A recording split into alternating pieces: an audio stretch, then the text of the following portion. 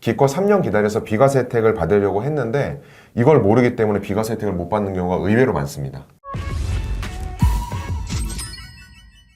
자, 요즘 개인종합자산관리 계좌 ISA 만기 때문에 고민하시는 분들 많죠. 2022년 말이나 2023년 초에 가입하셨다면 그때부터 3년 또는 3년이 임박하실 텐데 사실 ISA 계좌는 의무가입 기간과 만기가 다른 뜻입니다. 그런데 이것을 헷갈려 하시는 분들도 많습니다. 어쨌거나 우리가 3년에 꽂혀 있는 이유는 의무가입 기간이 3년이기 때문인데 가입하신 분들 가운데는 의무가입 기간이 3년을 기준으로 손해난 분도 있고 이익이 나신 분들도 있습니다. 자, 그 결과 내가 수익도 얻고 절세도 할 목적으로 가입한 ISA 계좌가 자칫 잘못하면 손해도 볼 수 있고 수익이 났더라도 세금 혜택도 못 받는 경우가 생길 수 있는데 오늘은 관련해서 연금부자 1타 강사 돈 걱정 없는 우리집 지원센터 이재문 팀장님과 함께 이야기 나누겠습니다. 안녕하세요. 네, 안녕하세요. 막연하게 ISA 만기가 다가온다 하면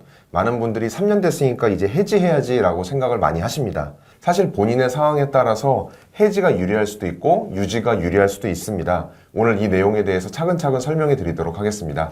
먼저 기본 개념부터 한번 짚어보죠. 앞에서도 말씀드렸지만 만기와 가입 의무 기간이 있잖아요. 네. 이 두 가지를 많이 헷갈려 하시는데 어떻습니까? 네, 여기서부터 시작인데 의외로 혼동하시는 분들이 많습니다. 만기는 가입자가 직접 설정하는 것이고요. 3년부터 길게는 수십 년까지 본인이 정할 수 있습니다. 반면 의무가입 기간은 정해진 기간이 3년입니다. 만 3년만 유지하시면 되는 겁니다. 그러면 만기를 10년 또는 20년으로 설정했더라도 3년만 지나면 해지해도 되는 건가요? 네, 맞습니다. 만기와 상관없이 의무가입 기간 3년만 지나면 중도 해지하더라도 비과세 혜택, 저율과세 혜택을 그대로 받으실 수 있습니다. 반대로 이야기하면 3년 안에 해지하면 혜택을 받을 수 없다. 그렇습니다. 이렇게 생각하면 되겠네요. 그죠? 네, 맞습니다. 자, 그 다음에 납입 한도도 궁금해 하시는 분들이 아직도 많더라고요. 네. ISA는 연간 납입 한도가 2천만 원이고요. 총 납입 한도는 1억 원까지입니다. 매년 넣게 되면 5년이면 한도를 채울 수 있는 건데요. 그런데 좋은 점은 그 해 다 한도를 채우지 못했다 하더라도 다음 해로 계속 이월이 됩니다. 예를 들어 올해 1,000만 원만 불입했다고 한다면 내년에는 3천만 원을 넣으실 수 있는 거죠. 그렇군요. 매년 2천만 원 이상은 넣지 못하지만 앞년도에 2천을 채우지 못한 금액은 2천 플러스 할 수 있다. 그렇습니다. 이렇게 이해하시면 되겠네요. 그죠? 네. 자, 그러면 3년이 의무가입 기간 3년이 지나면 비과세, 저율과세를 적용받는다고 했는데 수익은 구체적으로 어떻게 과세가 되나요? 네, 수익은 일반형 기준 200만 원, 서민형은 400만 원까지 비과세입니다. 이걸 초과한 순수익에 대해서는 9.9%로 분리과세됩니다. 소득세율이 15.4%이다 보니까 이에 비하면 낮은 세율이 적용되고요. 특히 금융소득 종합과세도 영향을 받지 않기 때문에 매우 유리합니다. 자, 그러면 이제 본격적으로 내 계좌 상태를 점검해 봐야 하겠는데 비과세 한도를 얼마나 채웠는지 어떻게 확인할 수 있나요? 네, 일단 증권사 홈페이지나 모바일 앱에서 나의 ISA 계좌를 확인하시면 됩니다. 일반적으로 계좌 안에 다양한 상품들을 활용하시는데요. 개별 투자 상품의 수익률도 중요하지만 전체 수익과 손실이 합산된 금액을 확인하실 필요가 있습니다. ISA는 개별 상품별 수익에 대해서 과세하지 않고 손익통산이 적용된 실제 과세 대상 소득에 세금이 부과되고 있기 때문입니다. 자, 그렇다면 이제 본격적으로 구체적인 상황에 따른 판단을 해봐야 할 것 같은데 만약 3년 동안 수익이 거의 없거나 오히려 손실이 났다면 네. 어떻게 하는 것이 좋을까요? 3년 동안 관리했는데 손실이 나면 일단 참 속상하실 텐데 결론부터 말씀드리면 손실 상태라면 해지하지 마시고 계속 유지하시는 게 좋습니다. 손실인데 왜 유지가 좋은 거죠? 일단 비과세 혜택을 기대하면서 가입했던 계좌인데 손실 상태라면 세금 혜택도 없기 때문에 먼저 굳이 해지하실 이유가 없고요. 그렇겠네요. 그리고 조금 전에 말씀드린 대로 ISA의 손익통산 때문입니다. 지금 예를 들어 100만 원 정도 손실이 났다고 가정을 해보면 나중에 300만 원 정도 수익이 났을 때 실제 과세 대상 소득은 200만 원이 되는 겁니다.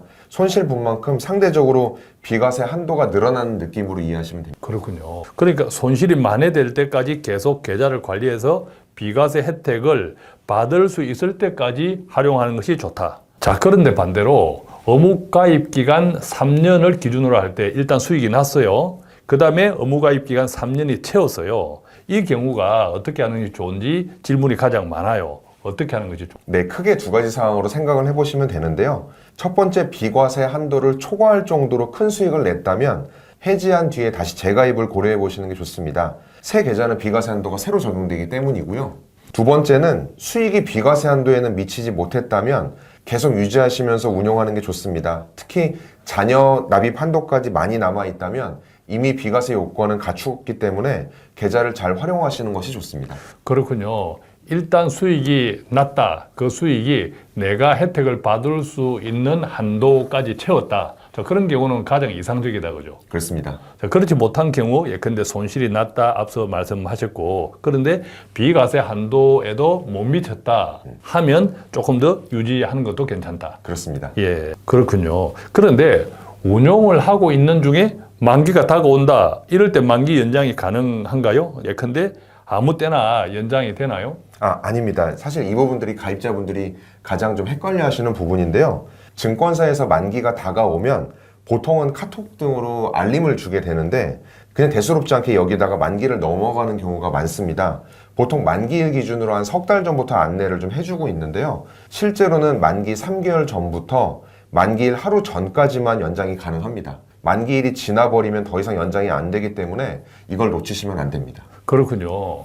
그런데 ISA 계좌 만기는 끝이 났는데 그 안에 들어있는 금융상품, 개별 금융상품은 만기가 남은 경우가 있습니다. 예컨대 은행, 정기예금 같은 경우 이렇게 ISA 만기보다 그 상품 만기가 길면 어떻게 돼요? 맞습니다. 이 부분이 ISA 계좌를 활용하는 부분에서 가장 중요한 부분인데요. 그나마 다행인 것은 ISA의 세제 혜택을 받으려면 만기가 끝난 이후에도 30일 이내에 자산 매도가 완료돼서 투자에 대한 소득이 실현이 돼야 됩니다.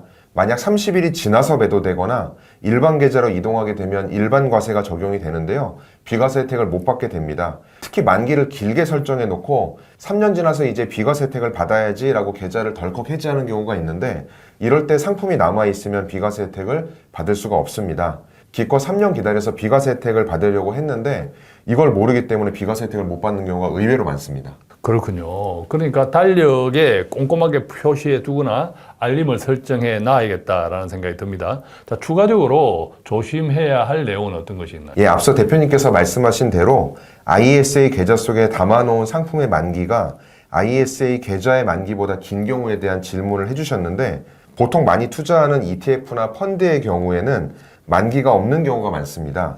그런데 만기가 정해진 상품도 있습니다. 예를 들어 ELB를 1년 만기로 가입했는데 중간에 계좌를 해지한다고 하면 그 상품에 대해서는 이자가 거의 없거나 중도 해지 이율이 적용될 수 있습니다. 그만큼 손해를 볼 수밖에 없는 거죠. 그래서 ISA 안에 넣은 금융상품들의 만기를 꼭 확인하시고 그 금액이 크다면 해당 상품의 만기 시점까지 ISA의 만기를 연장해 두셔야 합니다. 참고로 몇몇 증권사의 경우는 처음 ISA의 계좌 개설 시점부터 ISA 만기 시점보다 긴 상품의 매수를 제한하는 기능을 선택하실 수도 있습니다. 그렇군요. 자, 그렇다면 만약 해지를 결정했다면 그 다음이 중요하겠는데 해지한 다음에 재가입하면 혜택도 다시 초기화 되나요? 네, 완전히 새로 시작하는 개념입니다.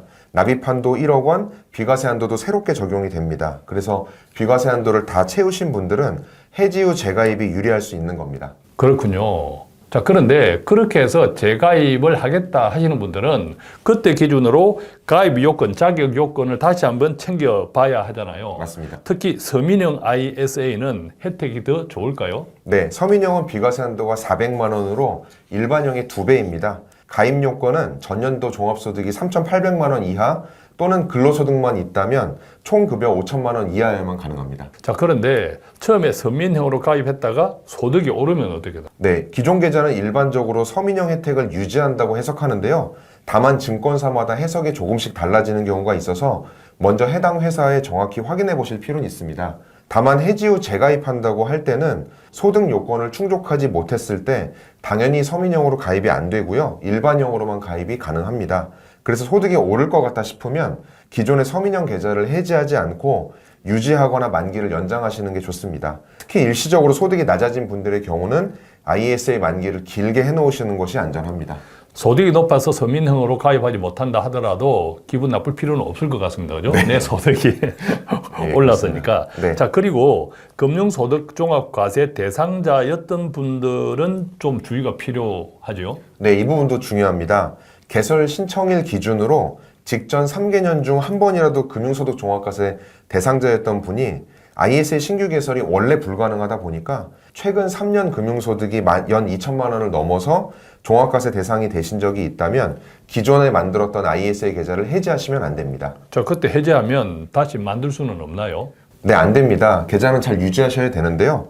물론 비과세 한도 자체는 작긴 하지만 기존 만들었던 ISA 계좌 안에서는 금융소득에 상관없이 9.9%로 분리과세 혜택이 유지되는 것 자체가 금융소득 종합과세 대상자분들에게는 큰 혜택이 될 수 있습니다. 자, 마지막으로요.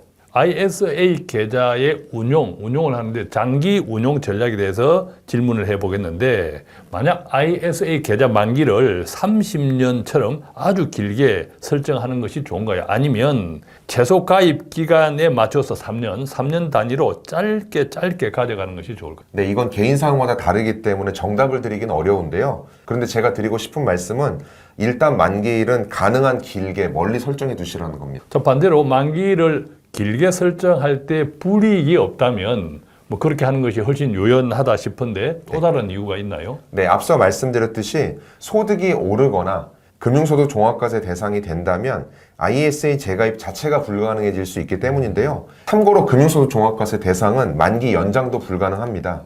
따라서 최초 가입 시 만기를 길게 설정해 두면 설령 그런 사항이 온다 하더라도 기존 ISA 계좌를 유지하면서 혜택을 받으실 수 있습니다. 3년 단위로 짧게 가입하다가 재가입 자격을 잃게 됐을 때 그때부터는 ISA 혜택을 아예 못 받게 되는 거죠. 아, 그래서 처음부터 만기를 길게 잡아두는 것이 무조건 안전하다 이런 생각이 듭니다. 그죠? 네, 맞습니다. 만기가 길다고 해서 불이익은 없습니다. 의무가입 기간 3년만 지나게 되면 언제든지 원하실 때 해지하실 수 있습니다. 예, 오늘 이렇게 ISA 계좌가 만기, 구체적으로는 의무가입 기간이 닥쳤을 때 어떻게 관리하는 것이 좋을지 몇 가지 것들을 중심으로 정리해 봤는데요. 관련해서 제가 오늘 책을 하나 소개해 드리고 싶어요. 퇴직 전 5년 평생 월급 설계 지금 바로 시작하라인데 연금도 종류가 많죠. 뭐 국민연금도 있고 개인이 가입한 여러 가지 연금 그리고 연금저축펀드 등등이 있는데 IRP 포함 연금부터 건강보험까지 총망라해서 아주 구체적으로 소개해 놓은 책입니다. 저도 유익하게 잘 읽어보았는데 저자들도 이 분야의 전문가들이고 우리 이재문 팀장님처럼 강의도 많이 하시는 분들이더라고요. 기업체 등등에서. 그래서 오늘 이 책도 오늘 소개해드린 말씀드린 ISA 계좌를 어떻게 관리하면 좋을까도 이 책 내용에 개괄적으로 포함되어 있기 때문에 많은 부분을 은퇴를 준비하고 또는 은퇴하신 분들도 연금관리, 건강보험료 관리 등등해서 조금 구체적으로 참고하면 도움이 되겠다 하는 생각이 들었습니다. 자, 어쨌든 ISA 계좌가 3년이 되면 비과세 혜택이 있고 매년 2천만 원 정도 불입이 가능하다고 생각했는데 생각보다 알아두면 좋을 내용들이 많았습니다. 특히 소득이 높은 분들은 오늘 내용 꼭 기억해 두셨다가 본인 상황에 맞게 길게 가입하면 좋겠습니다. 지금까지 돈 걱정 없는 우리집 지원센터 이재문 팀장님과 함께 했습니다. 고맙습니다. 고맙습니다.